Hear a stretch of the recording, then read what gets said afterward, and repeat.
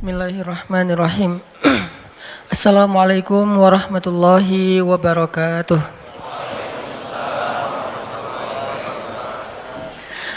Alhamdulillahirabbil alamin. Nahmaduhu wa nasta'inuhu wa nastaghfiruh. Asyhadu an la ilaha illallah wahdahu la syarikalah. Lahul mulku wa lahul hamdu wa huwa ala kulli syai'in qadir. Wa asyhadu anna Muhammadan abduhu wa rasuluhu la nabiyya ba'dah. Allahumma salli wa sallim wa barik ala sayyidina wa habibina wa maulana Muhammadin wa ala alihi wa sahbihi ajma'in. Rabbi syrah li sadri wa yassir li amri wa hlul 'uqdatan min lisani yafqahu qawli. Radina billahi rabba wa bi Muhammadin nabiyya wa bil islami dina. Teman-teman yang dirahmati Allah Subhanahu wa taala, ahlan wa sahlan fi halaqatinal jadid. Selamat datang dalam halaqah kita yang Rabu malam. Dan alhamdulillah setelah Ramadan kita sudah melakukan 3 pertemuan. Kalau tidak salah ini yang ketiga ya, setelah Lebaran. Dan sharing kita pada Rabu malam seperti biasanya, insya Allah akan meneruskan materi-materi yang berurutan supaya kita bisa memahami Islam secara terstruktur, memahami secara terkurikulum, walaupun mungkin kurikulumnya pastinya beda dengan di sekolah, biar kita nggak berasa balik ke sekolah. Insya Allah kita akan melanjutkan kajian kita. Kalau di dalam kitab Riyadhus Shalihin itu setelah bab ikhlas ada bab as-sidq atau bab tentang jujur. Kalau pertemuan sebelumnya kita membahas tentang ikhlas sebagai kunci setiap kebaikan. Karena tanpa ikhlas maka kebaikan kita itu haba'an mansura, hanyalah debu yang tidak berharga. Dan menjaga keikhlasan bukan hanya ketika kita sedang melakukan satu kebaikan, tapi bahkan setelahnya atau bahkan beberapa lama setelah itu, bisa sampai akhir hayat kita. Bisa saja amal soleh kita itu di awal berpahala baik, kemudian di tengah juga berpahala baik, masih ikhlas, tapi di akhir kemudian tiba-tiba terjebak ke dalam riya. Dan ada orang yang riya karena memang dia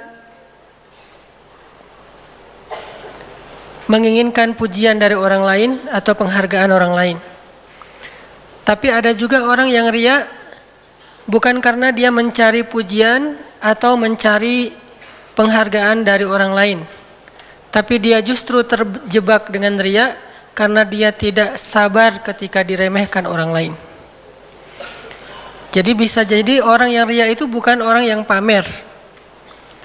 Bahkan dia tuh termasuk orang yang mungkin selama ini banyak merahasiakan amal-amal solehnya. Selama ini termasuk orang yang banyak ngerahasiain kebaikan-kebaikannya kepada teman-temannya. Kayak misalnya dia pernah bantu teman satu geng, tapi yang tahu cuma mereka berdua, nggak ada yang geng lain yang tahu. Atau dia pernah ngebantu tetangganya, nggak ada yang tahu bahkan keluarganya. Atau dia membantu keluarga besarnya, salah satu di antara sepupunya atau adik kakaknya, sedangkan yang lain tidak tahu. Dia orang yang cukup merahasiakan amal solehnya, hampir tidak ada yang tahu kecuali dia dan orang yang dia bantu. Dan dia tidak butuh pujian akan itu. Makanya dia rahasiakan karena dia tidak mencari pujian. Dia rahasiakan karena dia tidak mencari apresiasi dari siapa-siapa. Tapi ternyata sesoleh itu pun masih ada peluang untuk terjebak ke dalam riya. Bukan lewat pujian, bukan lewat penghargaan, justru lewat adegan ketika dia diremehkan. Tiba-tiba orang yang dia bantu suatu saat kelak meremehkan dia, menyakiti dia, bikin dia kecewa.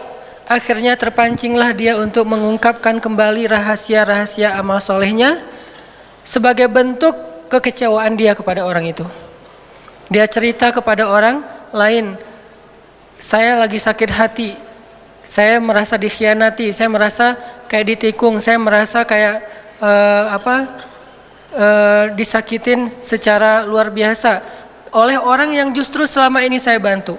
Kalau dia nggak pernah saya bantu sih nggak masalah dia kayak gitu. Tapi ini orang yang sering saya bantu malah gituin saya. Akhirnya dia cerita ke orang lain, satu persatu kebaikan dia disebutkan, maka satu persatu juga kebaikan itu hilang pahalanya di sisi Allah SWT. Kadang kita terjebak riya bukan karena kita pengen dipuji, tapi karena kita nggak sabar ketika diremehkan orang. Atau mungkin oleh orang lain kita diremehkan bukan oleh orang yang kita bantu. Kita dianggap orang yang gak care, kita dianggap orang yang gak peduli kepada yang lain, kita dianggap orang yang egois, kita dianggap individualis, kita dianggap eksklusif segala macam. Atau orang meremehkan kita, dianggap kita tuh orang yang gak taat sama Allah, orang yang jarang ke masjid, orang yang gak beribadah dengan baik, segala macam lah, tuduhan-tuduhan, dibilang kita gak pernah tilawah, segala macam. Akhirnya kepancing lah kita untuk nunjukin beberapa kebaikan kita yang pernah kita lakukan secara sembunyi-sembunyi, bukan karena ingin dipuji, karena kita nggak mau diremehkan. Apakah kita sanggup menjaga rahasia amal kita ketika kita diremehkan? Ini adalah ujian. Dan kalau kita bisa menjaga amal soleh kita secara ikhlas, walaupun tidak selalu arti ikhlas itu diam-diam atau rahasia, tapi salah satu cara ikhlas itu adalah merahasiakan amal. Kalau kita bisa menjaga keikhlasan amal kita sampai akhir hayat, baru kita disebut orang yang husnul khotimah. Jadi orang yang husnul khotimah tidak dilihat di awal atau di tengah perjalanan hidupnya. Namanya juga khotimah. Yang menentukan seseorang nanti di akhirat bukan di awal ketika dia lahir, ketika dia masih kecil, bukan di tengah ketika dia remaja, dia dewasa, tapi di akhir. Dan di akhir ini adalah detik-detik atau beberapa saat sebelum ajal menjemputnya. Itulah yang menentukan nasib seseorang nanti di akhirat. Sehingga buat orang yang selama hidupnya dari awal, tengah, dan menjelang akhir hidup dalam ketaatan, tumbuh dalam ibadah kepada Allah, jangan besar kepala dulu. Jangan sombong dulu. Jangan merasa bahwa kita udah pasti masuk surga dulu. Walaupun surga jaraknya dengan kita cuma sejengkal. Walaupun surga jaraknya dengan kita cuman sejengkal, belum tentu kita akan masuk. Kenapa? Bukankah terkenal hadis Nabi, seseorang yang sepanjang hidupnya beramal amal solih, amal ahli surga, sampai jaraknya ke surga cuma sejengkal, tapi di akhir hayatnya dia kufur kepada Allah. Kufur di sini macam-macam. Bisa kufur dengan cara yang paling tinggi yaitu syirik. Tiba-tiba dia sakit keras, berobat secara ilmiah lewat dokter, lewat terapis, ternyata tidak terlalu membuahkan hasil. Akhirnya dia kepancing untuk datang ke paranormal, mulai menggunakan ilmu-ilmu black magic, mulai kepada para sihir. Akhirnya dia meninggal pula dalam kondisi seperti itu. Bukankah ini su'ul khatimah? Walaupun sepanjang hidupnya dia beramal solih. Bisa juga akhir hayatnya kufur bukan dalam bentuk syirik, tapi dalam bentuk sombong dan riya. Karena riya ini adalah syirik kecil. Bisa jadi dia riya, mungkin dia tidak disebut orang kafir, dan insya Allah tidak akan abadi di neraka. Cuman akhir hayatnya ini justru menguras semua pahala-pahala dia menjadi kosong. Yang harusnya dia termasuk orang yang ashabul maimanah, atau bahkan was-sabiqun as-sabiqun. Sepanjang hidupnya dia orang yang sabiqun. Apa arti sabiqun? Yang sangat spontan dalam kebaikan. Ada peluang kebaikan apa, dia duluan. Kayak Abu Bakar tuh sabiqun namanya. Ketika Nabi ngabsen amal soleh para sahabat, dan tentunya kita tidak mungkin menjudge isi hati mereka, karena Nabi yang nanya, siapa di antara kalian yang hari ini sudah bersedekah? Abu Bakar angkat tangan, ana ya Rasulullah, saya ya Rasul.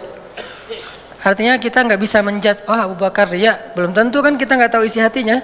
Dan sekelas Abu Bakar insya Allah ngerti banget lah bahayanya riya. Nggak mungkin dia angkat tangan dengan niat riya, pasti dia tahu banget ruginya. Siapa di antara kalian hari ini yang sudah menyambung silaturahim yang terputus? Abu Bakar berdiri, ana ya Rasulullah, saya Rasulullah. Siapa di antara kalian yang hari ini sudah berbuat kebaikan ini, kebaikan ini, kebaikan ini? Setiap satu kebaikan yang ditanya oleh Rasul, para sahabat berdiri secara bergantian kecuali Abu Bakar As-Siddiq yang terus-menerus berdiri mengangkat tangan, ana ya Rasulullah, saya Rasul, saya Rasul, saya Rasul. Artinya apa? Dalam satu hari Abu Bakar itu melakukan kebaikan yang orang lain berbagi, share. Nggak mungkin dilakuin sendiri, tapi Abu Bakar melakukannya sendiri. Ini namanya as-sabiqun. Di dunia fahumus sabiqun, nanti di akhirat. Sehingga dikenal dengan istilah was-sabiqun as-sabiqun. Orang yang di dunia berlomba-lomba, spontan, cepat, wasari'u dalam kebaikan, maka nanti dia di akhirat menjadi orang yang duluan masuk surga. Makanya ada dua kata sabikun. Was-sabiqun as-sabiqun, artinya was-sabiqun yang berlomba-lomba di dunia, maka as-sabiqun nanti akan berlomba-lomba masuk surga di akhirat. Bisa jadi dia was-sabiqun as-sabiqun, bukan hanya ashabul yamin atau maimanah, tapi di akhir hayatnya justru dengan amal-amalnya yang istimewa itu kan lebih gampang kepancing buat riya ya. Kalau amalnya biasa aja ngapain riya? Justru karena amalnya istimewa, hafal Al-Qur'annya banyak, baca tilawahnya banyak, tahajudnya itu udah bertahun-tahun, puasanya kalau perlu bahkan puasa bukan hanya Senin Kamis tapi Daud, kemudian sedekahnya di atas rata-rata orang lain, umroh setiap berapa bulan sekali, haji setiap tahun, kayak Ibnu Mubarak setahun haji setahun berjihad, pokoknya amalnya itu di atas rata-rata. Justru itu ujian untuk merahasiakan, menjaga keikhlasan itu akan lebih berat. Maka di akhir hayat kalau dia terpancing untuk cerita ketika usianya udah kakek-kakek, seperti yang saya pernah cerita, saya pernah duduk di sebuah ruang DKM masjid di satu daerah lah di Indonesia, lagi ada acara tabligh akbar kayak gini di sebuah masjid. Karena emang saya jarang datang ke situ, akhirnya alhamdulillah anak muda yang mau ikut taklimnya rame. Sampai ya sekitar 10.000 lah, sampai memenuhi pelataran masjid. Setelah selesai acara kan 10.000 anak muda ini kan berarti semuanya dapat pahala mencari ilmu, sholat berjamaah, berjalan ke masjid dan seterusnya kan. Pahalanya banyak banget, itikaf, ribat. Wah, kalau kita breakdown itu kebaikan dari satu adegan itu banyak banget. Adegannya cuma satu, ke masjid, duduk dengerin taklim, tapi kebaikannya bisa banyak. Dan dikali 10.000 minimal. Lalu setelah selesai acara, biasa saya masuk lagi ke ruang DKM, kemudian kayak semacam silaturahim gitu, ramah tamah, ngobrol sama beberapa tokoh-tokoh masyarakat, termasuk salah satu senior sesepuh masjid. Beliau cerita, ini Ustadz, masjid ini perjuangannya nggak gampang. Ini judulnya. Mulai beliau cerita, paragraf pertama, dulu tahun-tahun dulu nih dia nunjuk ke arah DKM, mereka nih masih kecil. Jadi karena beliau paling senior, kakek-kakek, DKM-DKM-nya masih usia ya sekitar 40, mereka masih kecil, masih anak-anak, larisan-larisan belum tahu. Untuk memperjuangkan masjid ini nggak gampang Ustadz. Pertama membebaskan lahan aja itu sengketa dengan warga, kita sempat di demo, sampai dibawa ke pengadilan segala macam, rame, sampai saya pernah didatangin polisi malam-malam, cerita perjuangan beliau untuk bisa ngebangun masjid dari awal, dari pembebasan lahan. Kemudian lahan udah dapat, kemudian bikin IMB, bikin masjid, itu nyari funding untuk mendirikan masjid itu juga nggak gampang. Saya juga jual tanah Ustadz demi bisa ngedirin masjid, cuman nggak cukup, cuman bisa untuk mihrab. Jadi mihrab ini tanah saya dulu. Saya jual tanah, saya bangun seukuran mihrab, ya kurang lebih bisa untuk orang sholat 50 orang. Kemudian kita funding ke teman-teman, ke warga segala macam sampai berdiri masjid. Tapi masih sepi. Akhirnya saya bikin yayasan. Itu ada RT yayasan saya yang bikin. Terus macam-macam dia cerita, alhamdulillah sekarang masjidnya ramai. Tapi saya nggak mau menjudge ya.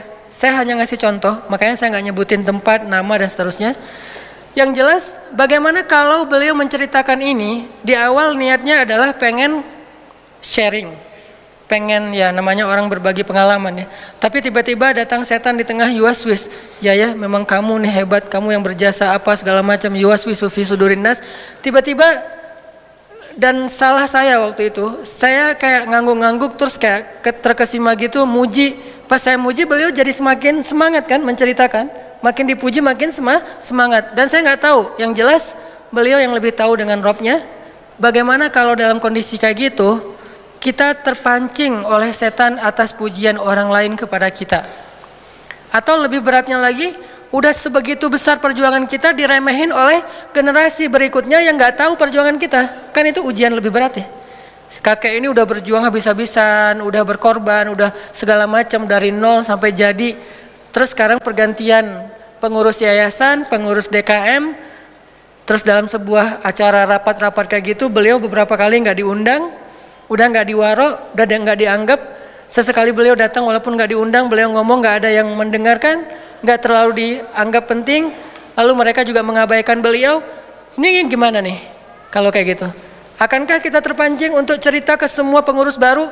Kalian tahu nggak masjid ini gimana sejarahnya? Mulai cerita lagi, kayak flashback lagi. Akhirnya satu persatu yang diceritain habis. Perjuangan sekian tahun yang nggak gampang pastinya berakhir dengan hanya satu cerita kecil yang menggugurkan semua pahala kebaikan-kebaikan yang Allah udah catat untuk beliau di akhirat. Ini pentingnya belajar ikhlas. Dan bisa jadi teman-teman dari sekian puluh atau mungkin ratus atau mungkin ribu amal soleh yang kita kerjain, mungkin hanya satu amal soleh kecil yang bahkan kita nggak ingat, udah lupa, yang sampai kepada Allah. Sisanya nggak sampai. Udah naik, tiba-tiba hilang. Udah naik lama, setelah beberapa tahun hilang. Cuman ada satu dua amal kecil yang bahkan kita udah lupa karena saking nggak terlalu kerennya. Tapi itu yang sampai kepada Allah Subhanahu wa taala. Makanya kata Nabi, la tahqiranna minal ma'rufi syai'ah. Janganlah kalian meremehkan amal kecil, walaupun sekedar tersenyum di wajah saudara kalian ketika kalian bertemu. Walaupun sekedar tersenyum. Tersenyum ria gitu. Gua habis tersenyum loh. Tersenyum lapor-lapor. Gua hari ini tersenyum 10 kali. Kan enggak ya? Tapi kalau tawaf, cerita orang umroh tuh, yang pernah umroh pasti ngerasain banget tuh. Pulang dari masjid kan biasanya ketemu kayak di restoran gitu kan, di ruang makan hotel. Pas lagi masuk ke ruang makan, ini nih kebiasaan jamaah umroh. Masuk ke ruang makan bukan ngelihat menu dulu, ngelihat teman saya di mana ya. Karena itu kan kayak hall gede tuh, kayak kantin besar, food court.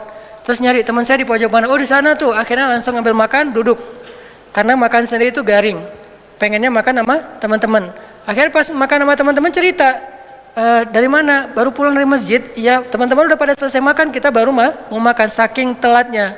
Kok telat banget sih, kita dari tadi udah selesai. Ya soalnya tadi sebelum pulang mau tawaf dulu. Standar tuh ceritanya. Habis sholat wajib, sebelum pulang tanggung daripada ngantri di gerbang masjid, mending gua tawaf aja, paling beda setengah jam, tawaf dulu. Masya Allah. Jadi hari ini udah tawaf berapa kali? Alhamdulillah udah 10 kali. Tapi kan kita nggak tahu isi hatinya. Ini balik lagi kepada diri masing-masing. Kalau dia tadi menceritakan 10 kali itu keceplosan, bukan pengen apa-apa, bahkan bukan pengen sharing, karena ditanya jawab kan. Berapa kali? Keceplosan ngomong 10 kali. Pas udah kata 10 itu terucap, datang setan. Jadi setan itu nungguin kita. Bukankah dia ya jeri majrad dam? Dia mengalir dalam darah kita, terus dia nungguin banget. Dia nggak akan, dia tunggu timing yang tepat teman-teman. Saking liciknya setan. Dia nggak mau goda kita di awal, lo ceritain aja, enggak. Dia tunggu. Pas kita udah cerita baru dia datang. Hebatnya lo, teman-teman lo cuma baru sekali dalam sehari muncul. Atau setan nggak datang dalam benak kita. Setan datang dalam benak teman kita untuk muji kita yang banyak.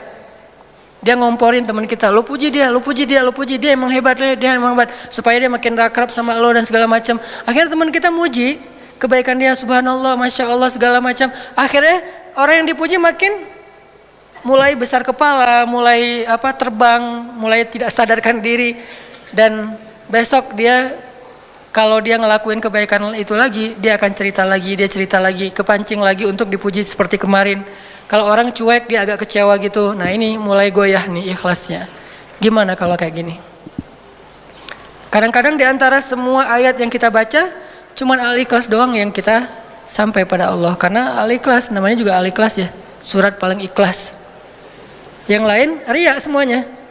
Apalagi Al-Baqarah kan gampang banget bikin riya, karena nggak semua orang hafal Al-Baqarah. Hafal misalnya surat-surat yang sulit gitu, surat di tengah-tengah Al-Quran mungkin, surat-surat kayak Ar-Ra'd atau surat Az-Zariyat yang ayatnya itu ya emang sulit ayat-ayatnya, karena syairnya itu nggak semudah nada-nada di surat-surat kayak yang panjang. Ar-Rahman kan gampang ya. Ar-Rahman itu kayak kalau kita hafal sebetulnya nggak ngafal satu surat, ngafal setengah surat. Sisanya cuma satu ayat yang diulang-ulang kan. Fabi ayyi ala rabbika. Itu paling happy lah ngafal Ar-Rahman mah ya. Udah hafal Ar-Rahman, kenapa? Setengah surat, setengahnya Fabi ayyi ala rabbikuma tukadziban. Tapi kalau surat-surat yang sulit, Az-Zariyat, An-Najm, apalagi yang ayatnya mutasyabihat, yang mirip-mirip, itu kan bikin kita bangga gitu. Oh, nggak semua bisa hafal. Saya seperti cerita saya lah. Kadang-kadang kita karena baru selesai hafal satu surat baru, pas ngimamin langsung bawa ayat itu kan. Pas lagi bawa wabasyiril ladzina amanu wa amilus solihat, terus lupa. Perasaan sebelum sholat tadi lancar, udah sholat bingung. Emang gitu ujian hafalan Al-Quran itu justru dalam sholat. Kalau dalam sholat udah lancar, berarti udah lancar. Kata yang hafal ya. Kata mereka, kata para asatis, para ustad-ustad, para hafiz, kalau kita hafal di dalam sholat lancar, berarti udah lancar. Kalau di luar sholat, apalagi megang Quran, itu ada kayak efek psikologis ya. Kalau kita megang sih, nggak dibuka, cuman megang doang, itu lancar pasti. Nggak tahu kayak bisa kayak gitu. Ada sugesti nyaman, tenang, yakin. Tapi begitu Al-Qurannya dilepas, pasti beda tuh. Coba hafal Quran satu halaman, udah gitu, udah selesai hafal satu halaman, diulang sambil megang Quran tapi ditutup. Sama yang nggak megang Al-Quran, bahkan Qurannya jauh, itu beda. Pasti kelancarannya berubah. Apalagi di dalam sholat, soalnya lagi sholat lupa kan nggak mungkin ngambil Quran dulu tuh. Satu-satunya cara adalah loncat ke surat Al-Ikhlas. Cuman itu yang bisa bikin kita selamat. Atau loncat ke surat yang mirip. Wabasyiril ladzina amanu wa amilus solihat, mentok. Watawasau bil haq watawasau bis sabr. Kan mirip. Surat Al-Asr. Ya biasalah itu, pengalaman pribadi. Efek dari udah ria, nggak dapat pahala, gagal pula gitu kan ya, itu konyol. Jadi teman-teman, bahaya sekali orang yang ria ini, dan ria ini termasuk di antara penyakit hati, sedangkan ikhlas termasuk di antara ibadah hati. Karena yang beribadah itu bukan hanya zahir, tapi batin. Bahkan ibadah batin itu yang pertama Allah lihat, baru kemudian Allah melihat yang zahirnya. Kalau kita kan nahnu nahkum biz zawahir, kita tuh cuma bisa ngelihat dan menilai yang tampak. Kita manusia, malaikat itu cuma bisa nilai yang tampak. Kalau Allah tidak nahkum biz zawahir, tapi Allah yahkum, Allah berhukum menilai yang tersembunyi. Apa yang tersembunyi? Ala wahyal qalb, hati atau niat atau ikhlas dan riyanya. Sehingga belajar, selain kita belajar gerak zahir kita dalam beribadah, coba belajar gerak hati kita, mau ke kanan apa ke kiri dalam ibadah yang sama. Jangan sampai zahirnya udah sempurna banget, gerakannya kayak sifat sholat Nabi yang ideal. Dari mulai wudunya udah wudunya Nabi, istinsyaknya udah wah sempurna banget, dingin-dingin juga dia masukin air ke hidung, saking sempurnanya dia berwudu. Kepala bukan cuma gini-gini doang, tapi semuanya utuh dia ambil, walaupun itu mazhab sebetulnya. Terus juga pas dia basuh wajahnya tuh sempurna sekali semuanya, bukan cuma gini-gini aja kayak orang touch up gitu ya. Udah sempurna zahirnya gitu. Dia datang ke masjid di awal waktu, bahkan dia yang azan. Kadang-kadang azan juga bisa jadi amal yang luar biasa pahalanya, bisa tidak berarti, tergantung innamal amalu binniyat. Ada yang azannya bagus banget, saking bagusnya orang jadi dapat hidayah. Karena saya pernah lagi kayak malas ke masjid gitu, dengan azan kayak nyindir banget nih azan. Kayak manggilnya tuh lembut. Kan kita kalau dikasarin malas ya. Malah makin dilembutin makin gak enak kan.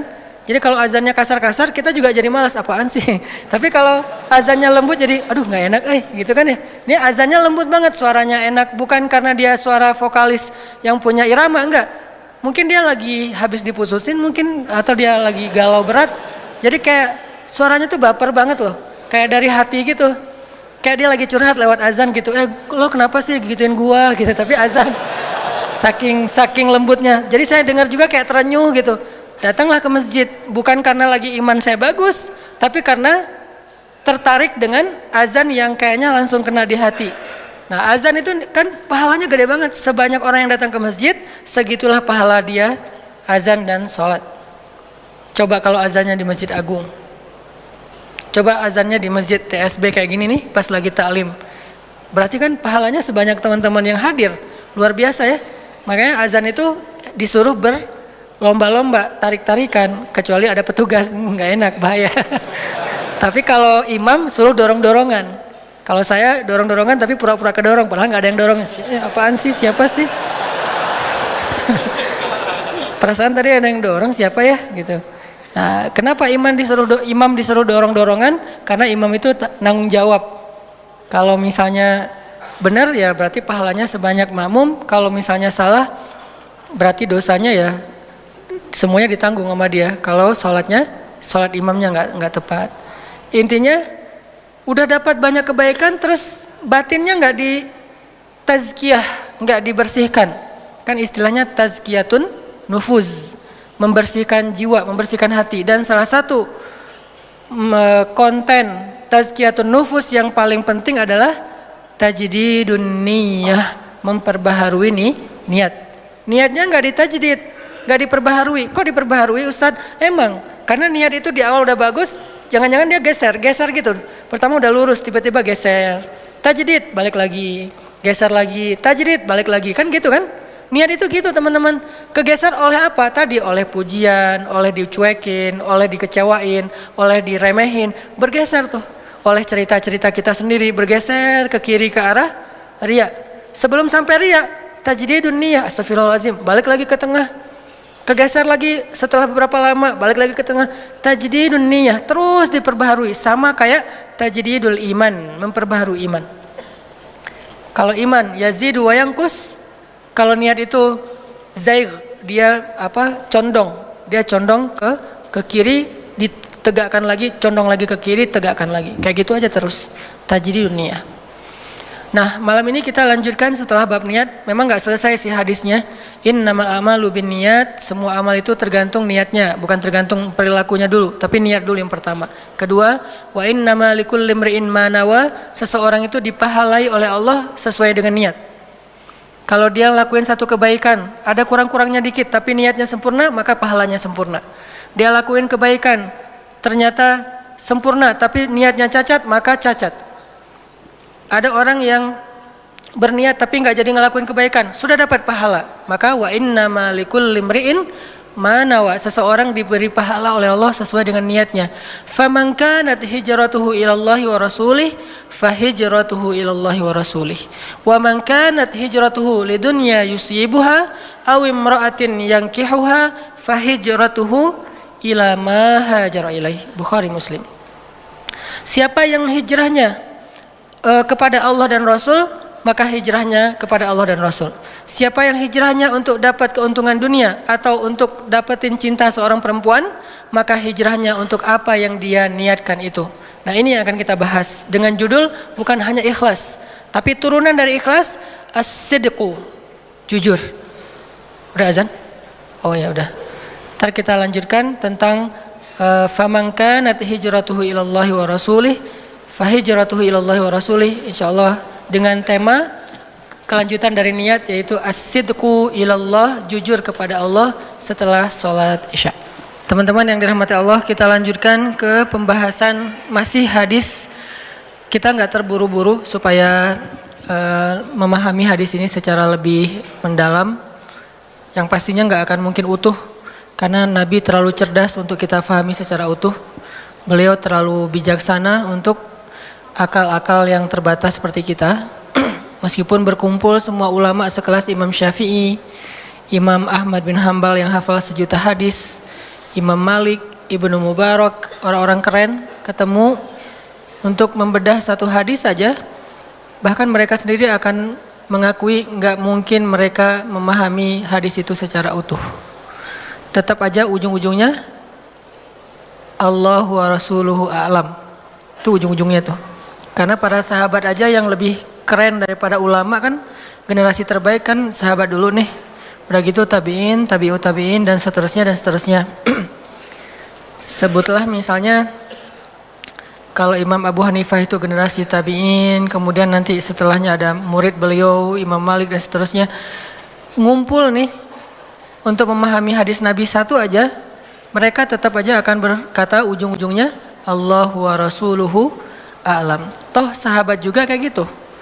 Ketika Nabi tanya sesuatu, sahabat jawabannya Allah dan Rasul lebih tahu. Abu Bakar jawabannya Allah dan Rasul lebih tahu. Ibnu Abbas, Hibrul Ummah, orang yang paling ngerti tentang Al-Quran. Bahkan kalau di antara para nabi, Ibnu Abbas itu kayak Nabi Khidir. Di antara para nabi, Ibnu Abbas itu kayak Nabi Khidir, tapi dalam status sahabat, bukan dalam status nabi. Beliau aja bilang Allah dan Rasul lebih tahu. Terus Muaz bin Jabal, anak muda yang ilmunya luar biasa, yang kalau Nabi bilang yang paling mengerti halal dan haram di antara umatku itu adalah Muaz bin Jabal. Yang paling ngerti mana halal mana haram itu Muaz bin Jabal. Dia juga bilang Allah dan Rasul lebih tahu. Tapi kita berusaha untuk memahami lebih dalam, bukan secara utuh, karena tidak ada yang paling utuh. Karena inilah kita akhirnya berpendapat, pendapat saya tepat tapi ada kemungkinan keliru. Pendapat yang lain keliru tapi ada kemungkinan tepat. Bukan salah benar, tepat keliru. Ini dua istilah yang sangat jauh berbeda. Ra'yi sawab wa yahtamilul khata' wa ra'yun akhar khata' wa yahtamilus sawab. Pendapat kami dengan mazhab tertentu misalnya Syafi'iyah adalah tepat tapi ada kemungkinan keliru juga. Pendapat yang lain ada kelirunya tapi juga ada kemungkinan tepatnya. Yang pasti semua pendapat ini benar. Cuman mana yang paling tepat itu yang kita condong ke dalamnya. Cuman semuanya benar. Semua Ahlus Sunnah wal Jamaah dari Malikiyah, Hanabilah, Syafi'iyah, Hanafiyah atau nanti mazhab-mazhab yang lain di antara mazhab fikih yang enggak terkenal selain 4 ini, semuanya benar di antara Ahlus Sunnah wal Jamaah. Cuman mana yang paling tepat yang menurut kita nyaman dengan argumentasi dalil dan ilmiahnya, akhirnya kita coba ikuti. Antara NU, Muhammadiyah, nanti ada Persis, ada macam-macam termasuk organisasi-organisasi masyarakat berbasis agama dan seterusnya, semuanya berusaha berijtihad untuk lebih memahami ayat dan hadis, tapi tidak ada satupun yang memahaminya secara utuh, termasuk kita. Hanya mencoba untuk lebih dalam memahami teks tersebut. Nah, hadis innamal a'malu binniyat, selama ini mungkin kita hanya mendengar satu, mungkin sebagian teman-teman hafal sampai akhir, tapi mayoritas orang Islam di Indonesia hanya tahu satu kalimat pertama di antara 4 baris kalimat itu. Hanya innamal a'malu binniyat, udah kita jelaskan. Wa innamal likulli imri'in ma nawa juga udah alhamdulillah kita jelaskan walaupun jauh dari sempurna. Sekarang kita coba masuk ke bait ketiga dan 4. Faman kanat hijratuhu ilallahi wa rasulih fahijratuhu ilallahi wa rasulih. Wa man kanat hijratuhu lidunya yusibuha awin imra'atun yankihuha fahijratuhu ila ma hajara ilaih. Apa makna dari bait ketiga dan 4 setelah 2 bait pertama? Kalau kita bisa kasih judul biar merangkum semua makna, maka bait ketiga dan 4 ini bisa kasih judul as-sidqu ilallah, jujur kepada Allah. Atau bisa juga kita kasih judul berakad dengan Allah. Itu judul bait ketiga dan keempat. Bisa dikasih judul jujur kepada Allah, bisa dikasih judul berakad dengan Allah, bisa juga dikasih judul melibatkan Allah. Jadi semua yang pernah kita bahas selama ini tentang libatkan Allah dalam urusan kita, apalagi jujurlah pada Allah, pasti Allah akan jujur pada kita, segala macam, itu kalau mau ditarik mana teks rujukannya, maka rujukannya adalah faman kanat hijratuhu ilallahi wa rasulih fahijratuhu ilallahi wa rasulih. Siapa yang berhijrah kepada Allah dan Rasul, maka hijrahnya sampai kepada Allah dan Rasul. Pertanyaannya, apa maksud siapa yang berhijrah? Rasulullah SAW di antara semua amal soleh, semua aktivitas, semua adegan agama, Nabi memilih salah satunya yaitu adegan hijrah. Kan dalam Islam itu ada sholat, ada puasa, ada tilawah, yang paling puncak itu apa? Jihad. Kan jihad itu adalah puncaknya ibadah, walaupun bukan yang paling bukan yang paling apa, yang paling utama ditanya. Kalau yang paling utama ditanya sholat, tiang agama. Masing-masing ibadah itu kan ada kayak kebaikannya ya, ada fadilahnya, keutamaannya. Nah kalau sholat itu tiang agama, yang pertama ditanya, kalau ini belum beres yang lain gak akan ditanya. Tapi walaupun kayak gitu, tiang ini ada atapnya, bahkan ada puncaknya. Nah puncaknya ibadah itu adalah al-jihad fi sabilillah. Sehingga ayat-ayat jihad banyak sekali kita temukan di dalam Al-Quran. Termasuk yang tadi dibaca di rakaat pertama. Allah menawarkan, hal adullukum ala tijaratin tunjikum min azabin alim. Maukah kalian aku tawarkan sebuah tijarah, perniagaan.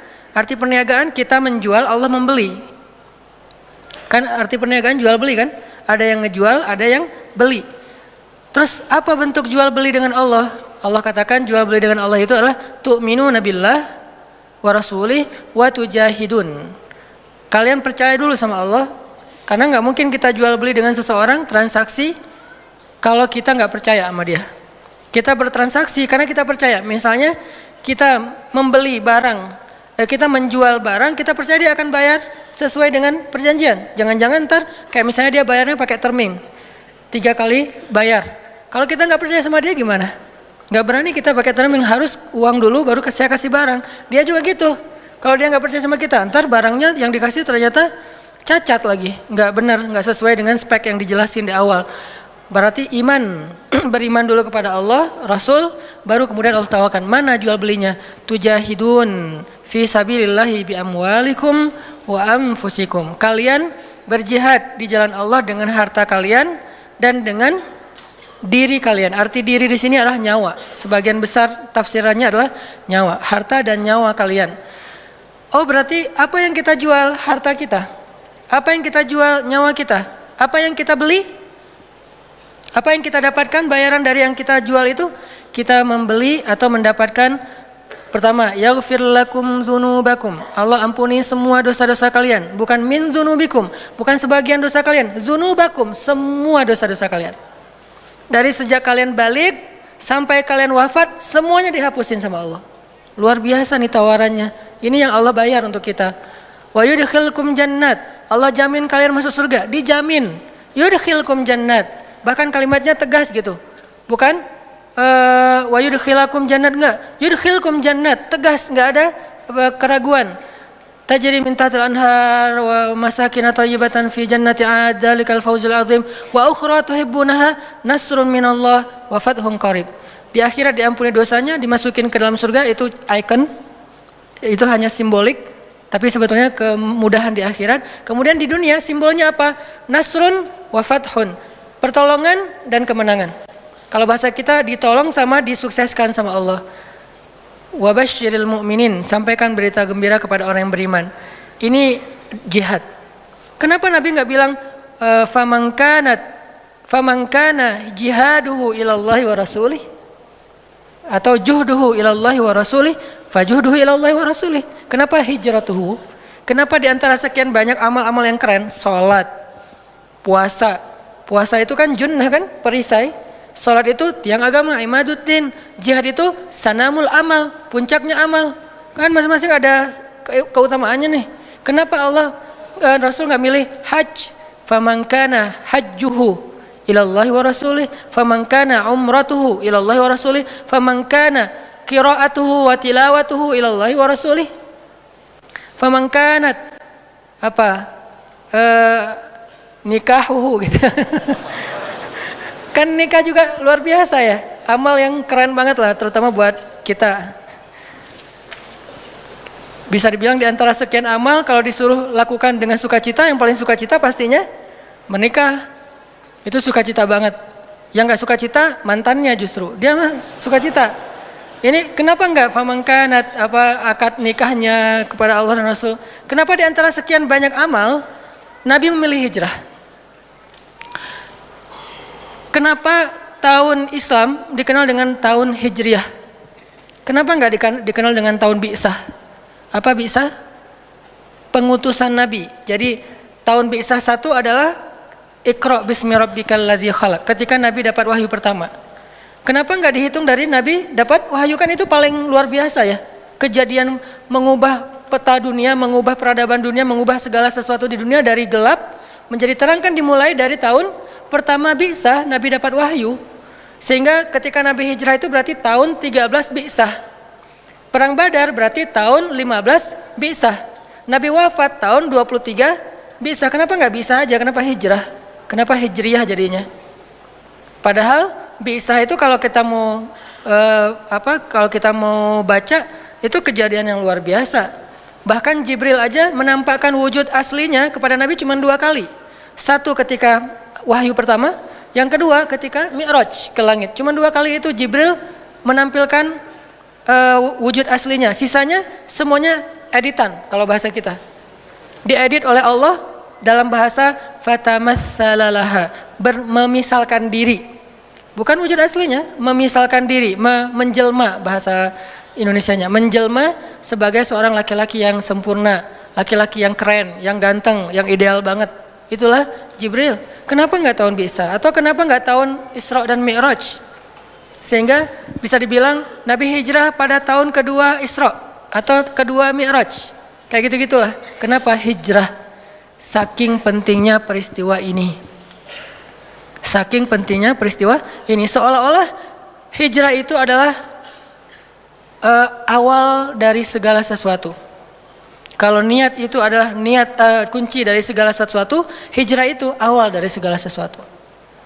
Di dalamnya terkandung juhdun, jihad, di dalamnya terkandung ta'atun, taat, di dalamnya terkandung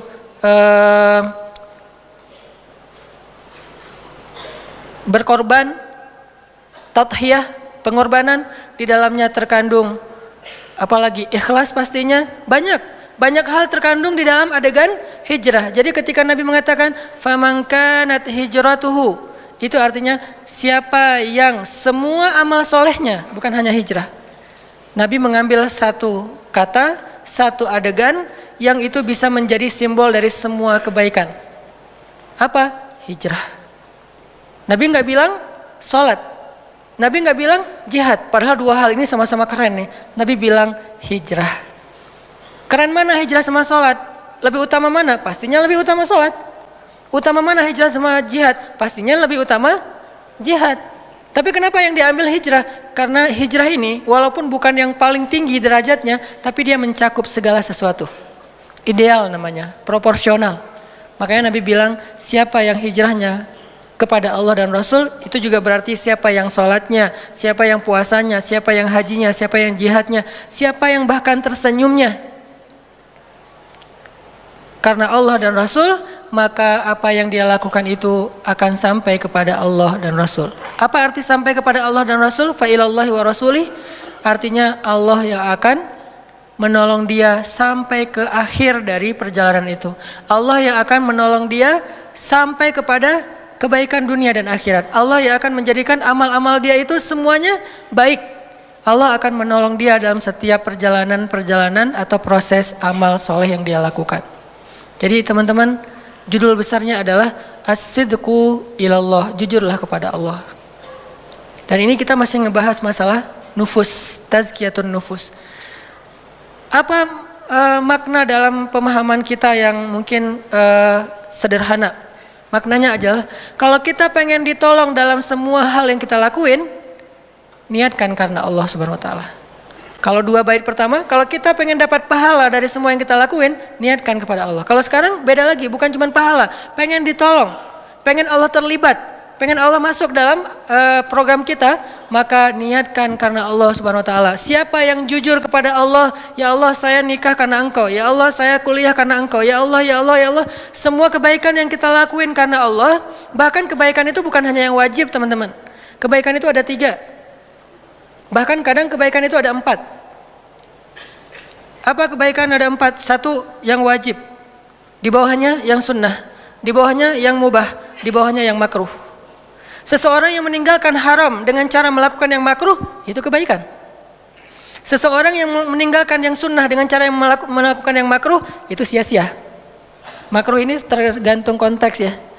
Seseorang meninggalkan yang haram, tapi pelampiasannya kepada yang makruh, maka itu kebaikan. Itu cara dia meninggalkan yang haram, gak bisa langsung kepada yang mubah atau yang sunnah. Seseorang yang meninggalkan yang wajib dan mengambil yang makruh, itu rugi. Maka yang makruh ini makanya saya sebut bahkan. Wajib, sunnah, mubah, makruh. Siapa yang melakukan yang wajib pasti berpahala. Siapa yang melakukan yang sunnah pasti berpahala. Kadang yang mubah, yang secara fikih artinya tidak berpahala, tidak berdosa, bisa menjadi pahala. Apa bedanya? Innamal a'malu binniyat wa innamal likulli imri'in ma nawa. Dan yang mubah ini kalau kita libatkan Allah sekalipun, dia menjadi sesuatu yang Allah tolong. Jadi bukan hanya dalam hal yang wajib, Allah akan nolong kita sampai kita main, kita jalan, kita apa, coba niatkan karena Allah. Pasti Allah akan tolong kita dalam urusan itu dan dijadikan urusan itu sebagai kebaikan di sisi Allah SWT. Saya ngomong kepada kayak misalnya kayak Pevi lah, Pevi Permana, anak skateboard.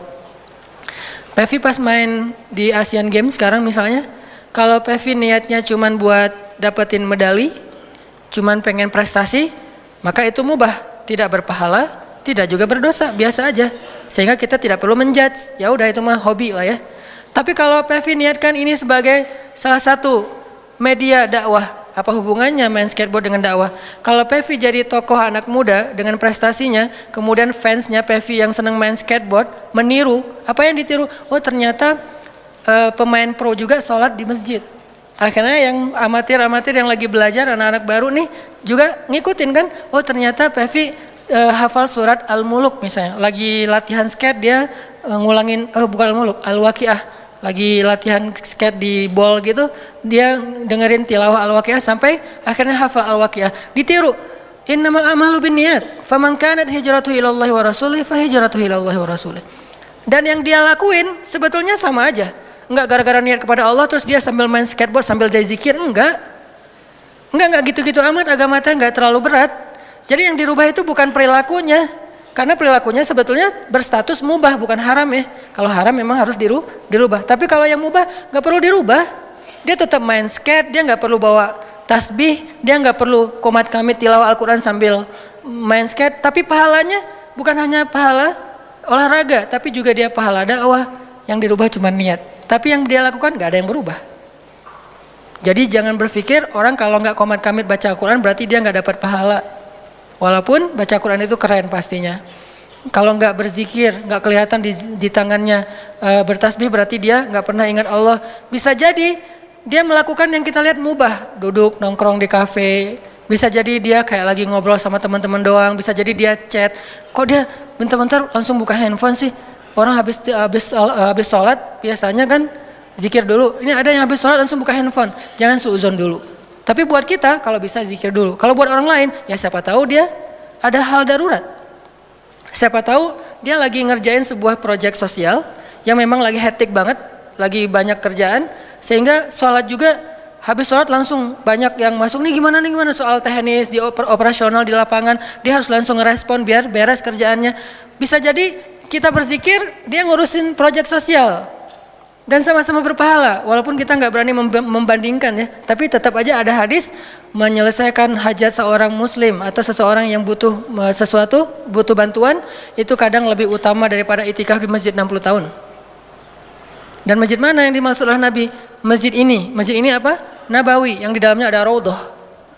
Menyelesaikan hajat seseorang yang lagi punya masalah, kadang lebih utama. Saya sempat masukkan kalimat kadang karena nggak boleh kita generalisir. Kalau gitu saya nggak usah itikaf, saya nggak usah sholat, udah aja bantu orang. Nggak gitu-gitu juga sih memahami agama, harus komprehensif. Kadang dia lebih utama daripada beritikaf di masjid 60 tahun. Jadi jangan suuzon dulu dengan orang yang langsung buka handphone.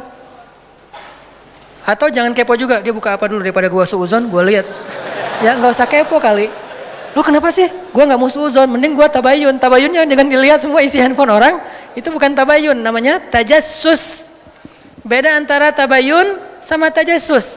Tabayun kita meminta klarifikasi atau minta tanggapan dari dia. Tajassus mencari-cari hal pribadi dan privasi tentang orang lain. Membuka handphone orang lain tuh tajassus namanya. Membuka handphone istri itu cinta. Karena cinta kita cemburu. Dia tadi habis chat sama siapa ya? Gua enggak. Apaan sih? Nah, balik lagi ya, libatkan Allah di dalam urusan kita, nanti akan ditolong sama Allah. Tapi cara melibatkan Allah gimana Ustadz? Apakah kita hanya dengan mengatakan bismillah? Enggak, itu salah satu cara melibatkan Allah. Jadi tahapan melibatkan Allah itu banyak teman-teman. Mulai dari sini. Kita minta sesuatu, kita ngerjain sesuatu, ada hubungannya enggak dengan Allah? Kalau enggak ada hubungannya, kita akan ngerjain itu sendiri, enggak dibantu sama Allah. Tapi kalau ada hubungannya dengan Allah, kita akan ngerjain itu dibantu sama Allah. Dan kalau dibantu oleh Allah, lebih baik daripada dibantu oleh semua manusia di muka bumi. Kita dibantu oleh beberapa orang tokoh aja, orang-orang yang berpengaruh, orang-orang yang punya kekuasaan, orang-orang yang punya kekuatan, itu udah bikin urusan kita mudah kan? Kayak jalan. Beberapa kali saya nggak minta, tapi emang mungkin dari panitia biar nggak terlalu telat ke acara, akhirnya dijemput ke bandara. Dijemputnya kemana? Dijemputnya langsung ke pintu pesawat. Kan untuk masuk sampai ke boarding kayak gitu kan susah ya, harus ada akses. Dijemput langsung ke boarding ke pintu pesawat, nanti bagasinya langsung saya kasih baggage tag gitu, mereka yang akan ambil bagasinya, saya langsung dibawa ke mobil, terus pakai forwarder sampai ke venue. Saya berpikir, ini dibantu manusia aja urusannya semudah ini. Gimana kalau dibantu Allah? Dibantu manusia aja urusan semudah ini. Saya pernah telat karena acaranya itu kan terlalu tight schedule ya. Akhirnya kalau misalnya saya telat, berarti pesawatnya cancel dong, karena nggak sempat check in. Akhirnya kata teman-teman di bandara, beberapa ada yang bikin komunitas. Alhamdulillah nih luar biasa teman-teman bandara, terutama Surabaya ya. Mereka udah bikin komunitas pekerja bandara khusus untuk LO-in para ulama. Jadi kalau ada Ustadz Abdul Somad, siapa yang datang ke Surabaya, mereka langsung akan ngejemput, mereka mudahkan urusan di bandaranya. Nah saya pernah, karena jadwalnya dekat dengan waktu check-in, di check-inin duluan sama mereka, bukan online. Mereka check-in dari dalam, terus karena emang check-innya lebih awal, kan ada hot seat ya kalau di pesawat ya. Ada VIP, bukan VIP, bisnis. Ada yang first class, bisnis, hot seat. Hot seat itu kursi depan, 1 sampai berapa gitu. Nah dikasih hot seat kenapa? Biar Ustadz nanti keluarnya jadwal berikutnya kan kalau keluarnya lama karena ngantri dulu, nanti telat lagi. Ya udah karena jadwalnya terlalu padat nih, Ustadz taruh di depan, terus nanti bagasinya langsung dikasih ke teman-teman di bandara berikutnya, baggage tag-nya. Dimudahkan banget sehingga pas datang-datang disediakan lunch. Jadi pas tadi belum sempat makan siang, ya udah Ustaz makan siang di bandara aja. Oh ya udah nggak apa-apa. Saya pikir makan siang di bandara nanti di stand-stand gitu kan. Ternyata langsung dimasukin ke lunch biar nyaman, katanya makan siangnya makan. Saya berpikir, aduh mudah sekali ya kalau dibantu oleh manusia, dibantu oleh teman, dibantu oleh murid, dibantu oleh sahabat. Mudah urusan kita. Gimana kalau dibantu sama Allah? Itu manusia dengan keterbatasannya bisa memudahkan urusan kita banget loh. Gimana kalau Allah? Dan dia mau bantu kita karena siapa? Allah menggerakkan hatinya. Kalau dia sebel sama saya, mana mau dia bantu saya? Kalau dia misalnya nganggap saya bukan siapa-siapa, nggak penting nih orang, nggak akan dibantu kan?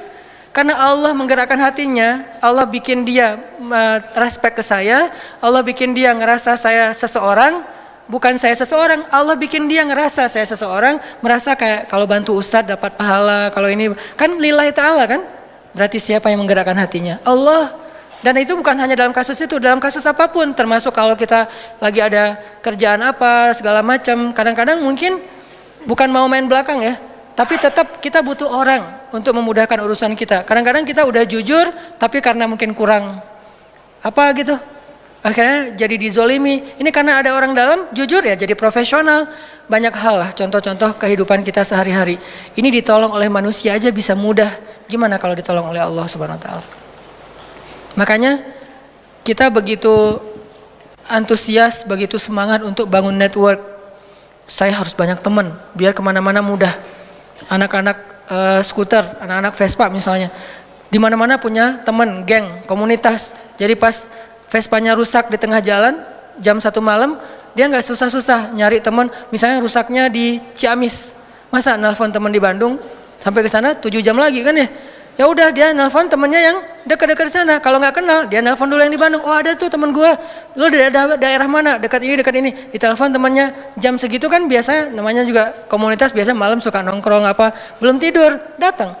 Ternyata datang. Bantuin akhirnya ngobrol, malah makan durian atau enak gitu ya sambil nonton Piala Dunia atau itu kan karena Jadi turun di mana? Oh, ada durian, turun aja. Ternyata ada yang kenal. Nih kasih durian yang paling bagus. Kalau enggak mungkin dipilihin udah mahal tapi enggak memuaskan. Ini kasih yang paling bagus. Bukan kita enggak bayar, tetap bayar. Namanya juga dagang ya, tetap bayar. Cuman dikasih yang paling bagus. Terus kita bisa sambil ngobrol-ngobrol, ketawa-ketawa. Ini karena Allah mudahkan. Dan secara zahir manusia mudahkan. Kebayang nggak kalau Allah mensupport kita dalam segala urusan? Mulai dari bangun tidur, dan selama ini udah dilakuin sama Allah. Cuman karena jadi rutinitas, kita sampai lupa ada Allah di belakangnya. Hal-hal lain selain rutinitas, kejutan-kejutan. Caranya gimana? Biar Allah nolongin kita, terlibat dalam urusan kita. Kayak kita nyalain mobil kita lagi mogok, didorong oleh, kalau yang dorongnya istri kita doang, kan nggak mungkin. Akhirnya kita yang dorong, istri nggak bisa nyetir. Terus yang dorong siapa? Kan susah ya. Akhirnya ada teman-teman kita, mereka yang dorong. Ada 5 orang teman. Kita kan merasa dimudahkan kan, didorong oleh teman kita, ditanjakan lagi tuh, didorong supaya mobilnya nyala lagi.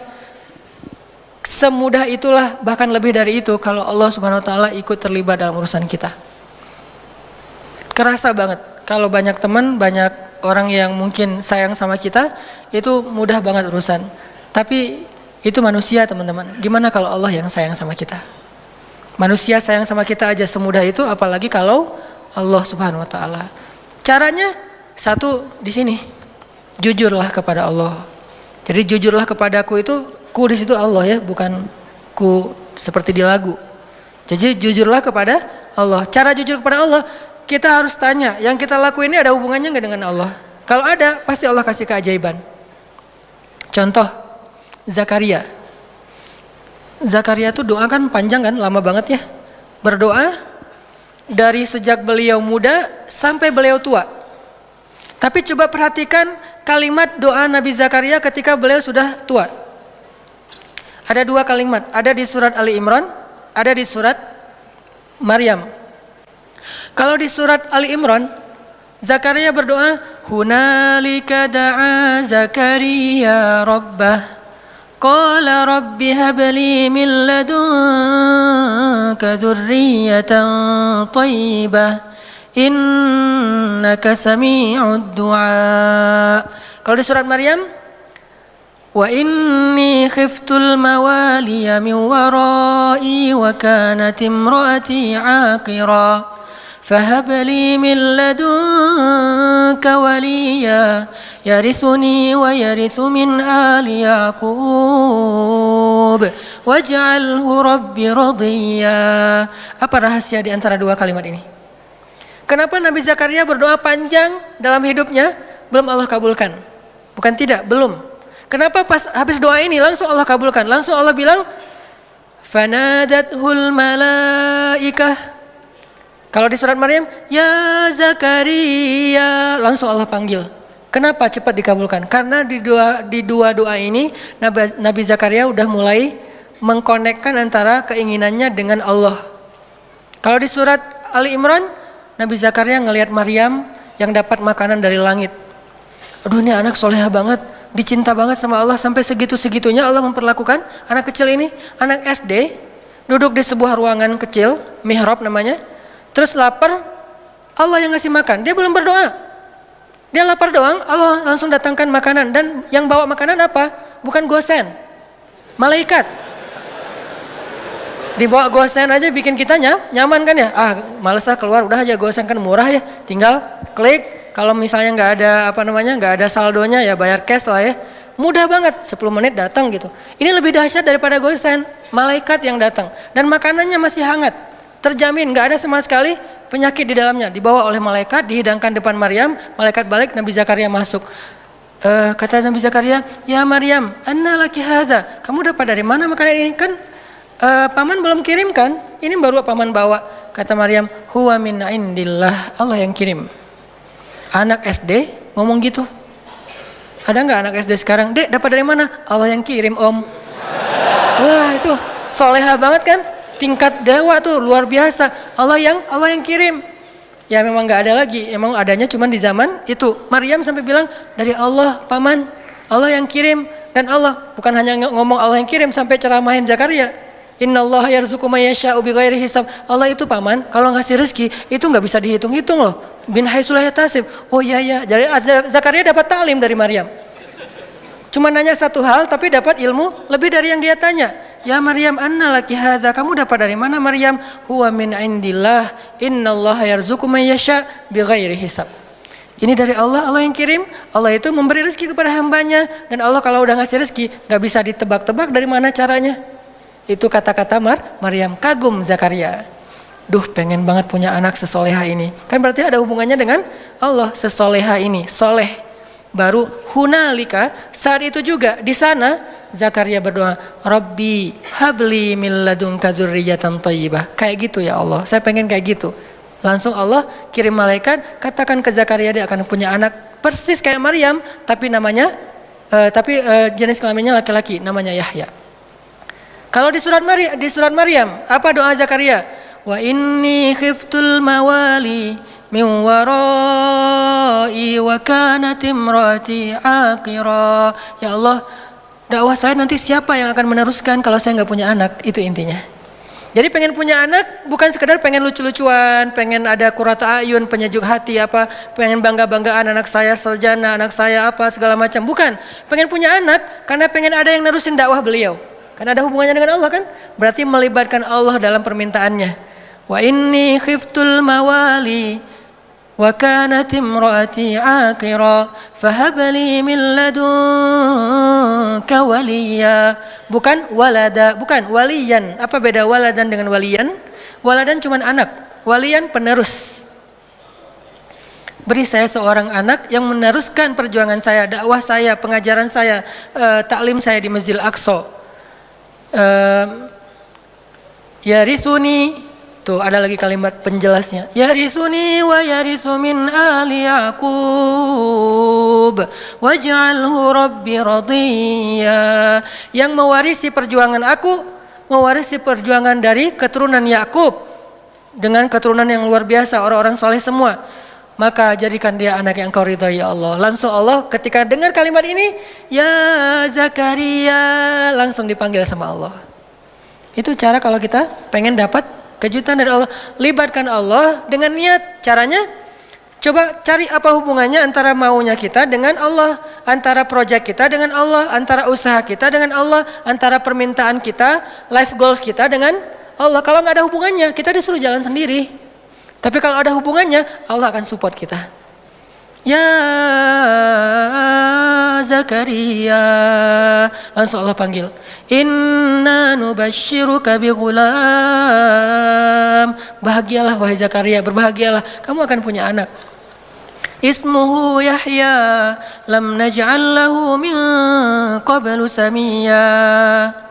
Wa atainahul hukma sabiyya wa hananan min ladunna wa zakatan wa kana taqiyya wa barran biwalidayhi wa lam yakun jabbaran 'asiyya wa salamun 'alaihi yawma wulida wa yawma yamutu wa yawma yub'atsu hayya. Spesifik, luar biasa nih. Dikasih dengan spesifik yang istimewa, bukan cuma nih anak laki-laki yang kamu minta, enggak. Allah langsung kasih tahu anaknya itu kayak gimana. Anaknya cerdas, anaknya soleh, anaknya terjaga, anaknya nggak pernah nggak pernah emosian, anaknya nggak pernah baperan, nggak pernah durhaka, nggak gini. Baik banget. Kalau di surat Ali Imran dia siddiqan wa hasuran wa nabiyan, musaddiqan wa hasuran wa nabiyan, anak yang meneruskan perjuangan dakwah, anak yang hasur, menjaga kehormatan, anak yang nabiyan, menyampaikan kebenaran. Ini luar biasa. Kenapa? Karena Zakaria mengaitkan keinginannya dengan Allah. Jadi kalau kita punya satu keinginan, punya satu, bahkan mungkin bukan hope tapi wish, sesuatu yang kadang-kadang kayak nggak kebayang kita bisa nggak sih? Nggak masalah, make a wish, kita bikin sebuah harapan yang menurut kita mungkin nggak susah diwujudkan, tapi ketika sebuah harapan yang kita anggap sesuatu yang nggak mungkin dilibatkannya kepada Allah, apa sih yang nggak mungkin buat Allah? Apa sih yang sulit buat Allah? Bukankah semuanya itu ada dalam pengaturan Allah? Biyadihil mulk. Arti biyadihil mulk, semuanya itu dalam kekuasaan Allah Subhanahu Wa Taala. Terserah Allah mau diapain. Caranya di sini. Faman kanat hijratuhu ilallahi wa rasulih, fa hijratuhu ilallahi wa rasulih. Akhirnya para sahabat yang berhijrah dalam konteks hijrah, berhijrah meniatkan karena Allah. Contohnya, misalnya ada yang berhijrah seorang diri, seperti Suhaib Ar-Rumi. Banyak sahabat yang hijrah seorang diri. Beda sama Umar ya. Kalau Umar kan hijrahnya posting ya. Sebelum hijrah posting dulu. Captionnya, ahli Mekah, orang-orang Mekah. Dia mention satu persatu. @Abu Jahal, @Abu Sufyan. Satu-satu di mention sama Umar. Terus terakhir pakai hashtag ahli Makkah. Ya ahla Makkah, ya ma'syara Quraisy, ya Aba Jahal, ya Abu Sufyan, ya banyak banget. Ya itu kan ya. Bahasa Arabnya ya, bahasa Instagramnya . Setelah di-mention satu-satu, dia bilang apa? Fa'lamu anni muhajir. Ketahuilah kalian, gua pengen hijrah. Hijrahnya tuh dikapitalin lagi tuh, gede tulisannya biar orang tahu kalau dia mau hijrah. Terus di bold, saya mau hijrah. Siapa yang pengen istrinya jadi janda, anaknya jadi yatim, tunggu saya di balik bukit itu. Ditunjukin Sherlock bukit mana yang disuruh tungguin. Saking spesifiknya Umar bin Khattab, nggak ada yang berani nungguin Umar. Tapi pertanyaan saya, ini mungkin pertanyaan penasaran, kenapa Nabi nggak hijrah bareng Umar aja kalau kayak gitu? Kan hijrah bareng Umar aman banget kan ya? Kata Umar, orang Mekah, gua mau hijrah bareng Rasulullah. Ada yang berani nungguin nggak? Siapa yang mau istrinya jadi janda, anaknya jadi yatim, tunggu kami, saya dan Rasulullah di belakang bukit. Kan aman tuh hijrahnya. Kenapa Nabi nggak hijrah bareng Umar aja sih, biar gampang, nggak ada adegan Surakoh, nggak ada adegan sembunyi dalam gua Thur, nggak ada adegan diikat talinya oleh anaknya Abu Bakar, Asma binti Abu Bakar. Kan nggak ada adegan-adegan yang sulit. Nggak ada adegan Ali harus tidur di tempat tidurnya Nabi. Kenapa? Hijrahnya dikawal sama Umar bareng dengan Hamzah, dua petarung Mekah yang disegani. Nggak ada yang berani sama dua orang ini nih. Di depan Umar, di belakang Hamzah. Siapa yang berani mencegat sebuah karavan manusia yang di depannya Umar, belakangnya Hamzah? Nggak ada yang berani. Buktinya pas di Mekah mereka lagi demo, kan mereka pernah demo di Mekah. Awal-awal Umar masuk Islam dengan Hamzah kan demo kan. Langsung demonya apa? Demonya dengan keluar dan mengatakan La ilaha illallah Muhammadar Rasulullah, La ilaha illallah Muhammadar Rasulullah, keliling Mekah, keliling Ka'bah. Demo rame-rame. Di depannya Umar, di belakangnya Hamzah. Kata Abu Jahal, kalau orang yang seperti ini, kalau demo seperti ini, nggak ada yang berani mendekat. Di depannya Umar, di belakangnya Hamzah. Kalau nggak, bakalan habis tuh. Kenapa Nabi nggak hijrah dengan cara kayak gitu aja? Kenapa hijrahnya pakai orang yang paling lemah fisiknya, paling lemah kaumnya, paling miskin hartanya? Abu Bakar itu orang kaya tapi udah jatuh miskin waktu itu.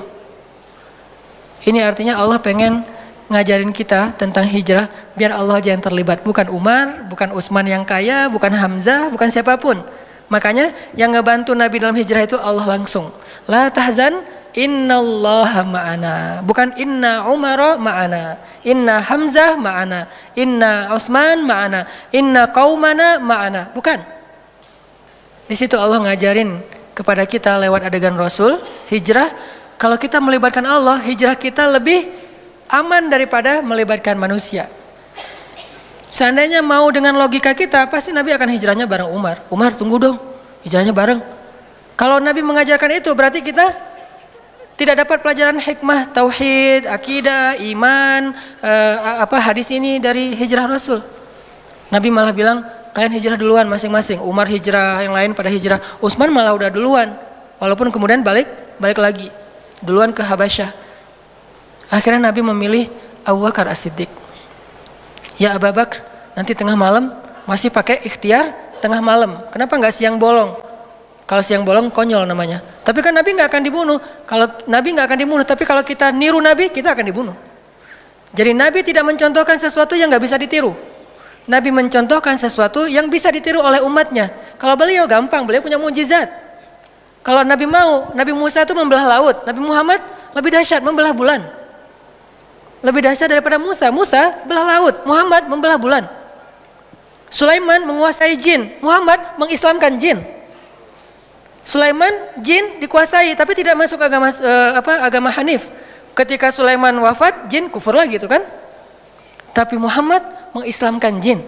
Lebih dahsyat, semua mukjizat para nabi terkumpul kepada Rasulullah SAW. Jadi kalau Nabi mau, nggak usah pikir strategi lah apa segala macam. Kenapa pengen hijrahnya ke Madinah tapi malah jalannya menjauh dari Madinah ke Gua Thur? Malah sembunyi di sebuah lubang kecil. Kenapa nggak terang-terangan aja kayak Umar? Karena kalau Nabi melakukan itu, lalu kita meniru, kita akan mati konyol. Karena kita nggak punya mujizat. Sehingga Nabi meniru, mencontohkan sesuatu yang bisa kita tiru sebagai manusia biasa. Beliau nggak egois. Gua kan punya mujizat, ngapain sih gentar-gentar, takut-takut amat? Udah biasa aja kali. Ntar Allah juga pasti nolong. Nggak mungkin Allah membiarkan nabinya dicelakai oleh musuh-musuhnya. Ya, tapi umatnya.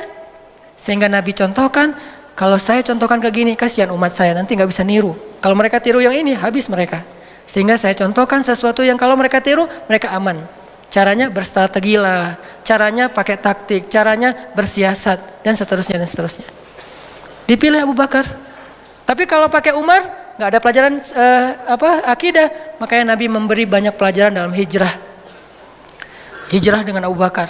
Ketika ada masalah, Abu Bakar bilang, ya Rasulullah, kalau mereka ngelihat ke arah kaki mereka, itu kan bukan gua lebih tepatnya, kayak lubang gitu. Nabi dengan Abu Bakar sembunyi di dalamnya. Orang-orang pembunuh bayaran, para hunters, dan di antara mereka itu ada legend, yaitu Suraqah. Paling legend lah dalam membaca jejak. Dia tuh udah terkenal banget. Nggak mungkin lolos dari Suraqah itu susah banget. Dia bisa ngelihat jejak onta udah berapa lama, hangat atau udah dingin, ini udah kering atau tidak bekas kakinya onta. Terus di atas onta itu perempuan atau laki-laki, anak kecil atau orang dewasa, meronta-ronta atau normal, sampai tahu sedetail itu Suraqah. Mereka membaca jejak. Kemana arah mereka ketahuan lah. Padahal Nabi itu udah pakai banyak strategi. Caranya Nabi terus lewat anaknya Abu Bakar dengan pembantunya Abu Bakar untuk nutupin jejak Nabi pakai ternak-ternak. Ketahuan juga tetap, namanya juga Suraqah. Udah berdiri depan gua, Suraqah and the gang. Nabi di dalam sembunyi. Apakah Nabi takut? Sama sekali tidak. Nabi waktu itu sama sekali tidak bersembunyi karena takut. Lagi ngajarin kita cara sembunyi. Kalau Nabi mau, Nabi tinggal keluar, ada apaan sih? Bisa, gampang buat Nabi. Lo mau gua doain? Kan gak berani, Nabi belum angkat tangan, udah pada stroke semuanya tuh. Kalau Nabi mau kan, tapi Nabi lagi ngajarin kita teman-teman. Jadi adegan sirah adalah pelajaran buat kita, bukan apa yang Nabi rasakan. Nabi gak takut sama sekali, sekelas Nabi gak mungkin takut lah, sang pemberani banget. Tapi Nabi pengen ngajarin kita, sembunyi di dalam. Abu Bakar resah, bingung nih mana nih kalau mereka ngeliat ke atas, ke bawah. Mereka udah ngeliat ke atas bukit nggak ada, ngeliat ke kanan nggak ada, ngeliat ke kiri nggak ada, ngeliat ke belakang nggak ada. Cuman satu lagi yang nggak dilihat, ke bawah. Allah tahan pandangan mereka untuk ngelihat ke bawah. Ini cara Allah nolong mereka. Walaupun sebagian ulama bilang ada sarang laba-laba dan merpati, tapi sebagian besar ulama mengatakan tidak. Ini masih perdebatan lah ya, Allahu alam. Yang jelas, yang pasti di antara mereka sepakat, Allah memalingkan mata mereka dari melihat ke bawah. Sehingga Abu Bakar bilang, ya Rasulullah, kalau mereka ngelihat kita ke bawah pasti ketahuan. Terus ntar kita gimana ngelawan mereka? Kita nggak bawa senjata, berdua pula. Mereka ada lebih dari 20 orang dan semuanya itu petarung. Nabi mengatakan, ya Abu Bakar, ma zannuka bisnain? Ya Abu Bakar, kenapa kamu pikir kita cuma berdua? Ini melibatkan Allah. Ini di sini nih. Kenapa kamu pikir kita cuma berdua, Abu Bakar? In Allahu salisuhuma, Allah yang ketiga. Jadi kalau kita berdua, mungkin kita perlu khawatir. Tapi kalau kita bertiga, la tahzan, innallaha ma'ana. Enggak usah khawatir Abu Bakar, Allah bersama kita. Abu Bakar orang soleh, digituin, ya langsung tenang. Kalau Abu Bakar bilang tapi, pasti ketahuan tuh. Karena kalau kita berburuk sangka kepada Allah, maka Allah tergantung prasangka hambanya. Berhubung Abu Bakar ini as-siddiq, orang yang selalu membenarkan, nggak pernah protes, nggak pernah membantah, maka ketika Nabi bilang la tahzan innallaha ma'ana, Abu Bakar langsung tenang, langsung oh ya innallaha ma'ana, ya udah tenang aja. Mau tidur dulu Rasul? Santai.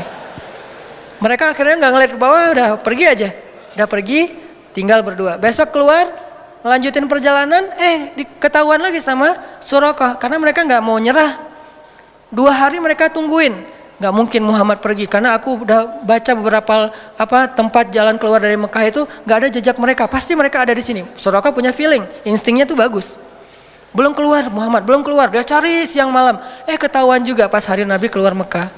Dari kejauhan Suraqah ngelihat, pas Suraqah ngelihat dikejar oleh Suraqah, kan Nabi udah bilang innallaha ma'ana, Allah bersama kita, biar Allah aja yang beresin Suraqah, nggak usah kita jalan aja santai. Abu Bakar jalan, nggak usah dipercepat langkahnya. Sampai Nabi bahkan nggak mempercepat langkahnya loh, dikejar sama Suraqah dengan ontanya yang cepat, Nabi santai aja. Kenapa? Biar Allah aja yang beresin dia.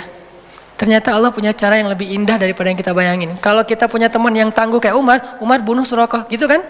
Umar pasti akan ngeluarin pedang. Kalau Allah tidak membunuh Suraqah, tidak menaklukkan fisik Suraqah, tapi menaklukkan hati Suraqah. Gitu yang paling indah. Makanya biarin Allah yang beresin urusan kita. Allah punya cara yang lebih smart daripada cara kita.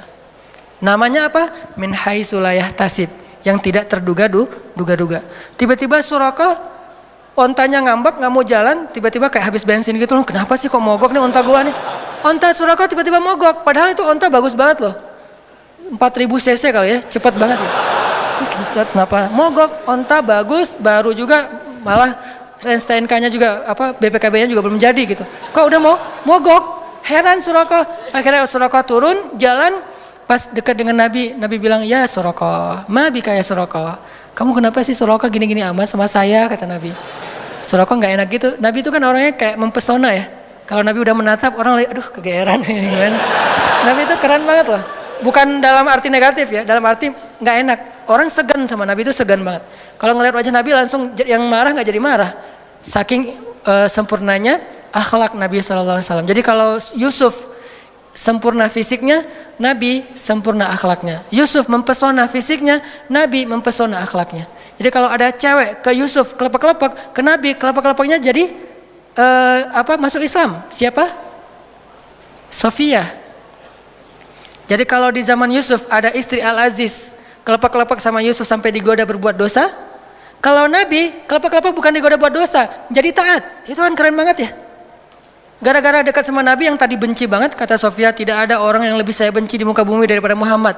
Tiba-tiba setelah beberapa saat Nabi ngomong, terkesima dengan kata-kata Nabi, santun banget, pemilihan diksinya tuh tepat banget, sampai kemudian dia bilang, tidak ada orang yang lebih saya cintai di muka dunia daripada Muhammad. Dari benci banget, jadi cinta banget. Langsung dia bilang, ya Muhammad, saya pernah mimpiin kamu loh, gitu ngomongnya. Tadi nggak ngomong, diam-diam aja, diam-diam baik. Sekarang, saya pernah mimpiin kamu loh katanya. Sampai curhat, saya pernah mimpiin kamu loh. Mimpi gimana? Saya pernah mimpi tiba-tiba di atas kota Madinah ada rembulan, sempurna, bulat, terang, jelas, lalu jatuh ke pangkuan saya. Itu kan mimpi romantis banget ya. Jatuh ke pangkuan saya, dan kata suami saya, itu maksudnya saya nanti akan dinikahi oleh engkau Muhammad. Tapi saya ditampar oleh suami saya. Ya iyalah, lo mimpi gitu cerita ke suami ya pasti masih mending ditampar. Wah ini bahaya nih, selingkuh dalam mimpi. Akhirnya Nabi Muhammad melamar Sofia karena emang Allah sudah memilihkan Sofia untuk Rasulullah. Saking istimewanya Sofia ini, karena orang yang menikahi Rasulullah itu bukan Rasulullah berhasrat ke dia, enggak. Allah yang berhasrat ke dia. Hasrat apa? Hasrat terhadap kesolehannya. Karena Allah cinta kepada Sofia, ya udah kayaknya enggak ada cowok yang pantas buat Sofia selain Muhammad. Cinta kepada Aisyah, nggak ada cowok yang pantas buat Aisyah selain Muhammad. Cinta kepada Ummu Salamah, nggak ada cowok yang lebih pantas buat Ummu Salamah daripada Muhammad. Jadi ini cewek-cewek yang di atas rata-rata, yang nggak mungkin nikah kalau nggak dengan Nabi Muhammad, akhirnya dijadikan istri Rasul. Kalau ada yang lain datang, nggak level. Buktinya apa? Fatimah juga kayak gitu. Ketika ditawarin ke Abu Bakar, gimana ya gitu. Tawarin kepada Umar juga kata Rasul gimana ya. Tapi pas Ali, Rasul langsung ridho. Kenapa? Levelnya hanya untuk Ali, yang paling ideal Fatimah itu. Begitu juga istri-istri Nabi. Nah artinya apa teman-teman? Suraqah pas dilihat oleh Nabi, mabik ya Suraqah. Nabi ngomong gitu bukan, Suraqah, oh dasar lo ahli neraka apa segala macam. Enggak. Nabi enggak. Kamu ahli neraka, kamu apa celaka kamu. Enggak, Nabi enggak pernah mengeluarkan kata-kata yang badhi, kata-kata yang rendahan. Nabi bilang, "Mabi kayak Suraqah." Suraqah langsung jadi tadi pakai pedang terus langsung disarungin, disembunyiin belakang jubah gitu. Terus dengerin Nabi bilang, "Ya Suraqah, gimana kalau misalnya kamu memakai mahkota dan jubahnya Kisra. Kisra raja Persia," kata Suraqah. "Ya, raja Persia." Mau. Coba. Nabi dalam keadaan lemah, baru diusir dari kampungnya, nawarin baju jubah Raja Persia yang nggak mungkin didapatkan kecuali menaklukkan negerinya. Kan ini nggak make sense ya? Kayak nggak logis gitu kan tawarannya. Abu Jahal kemarin nawarin, siapa yang membawa pulang Muhammad hidup atau mati, gua kasih 100 ekor onta. 1 ekor onta, kalau onta yang dipakai ke luar negeri harganya 200 juta, kali 100 berapa puluh M. Kan dan Abu Jahal punya itu, ada ribuan ekor onta yang dia punya karena orang kaya. Suraqah tiba-tiba lupa dengan tawaran Abu Jahal, langsung bilang, mau Muhammad, saya pakai pakaian jubahnya Raja Persia yaitu Kisra. Kalau gitu caranya halangilah orang yang pengen mengejar kami. Oke, saya akan halangi. Apalagi Muhammad, apa yang bisa saya lakukan? Perlu saya dampingin? Nggak usah, kata Rasulullah. Akhirnya Rasulullah melanjutkan perjalanan, Suraqah kayak tertegun gitu. Loh, saya kenapa ya? Kayak habis dihipnotis gitu.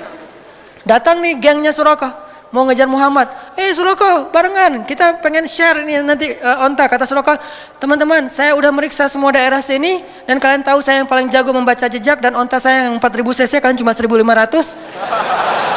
Artinya paling cepat gitu, saya nggak menemukan Muhammad. Pulanglah cari tempat lain.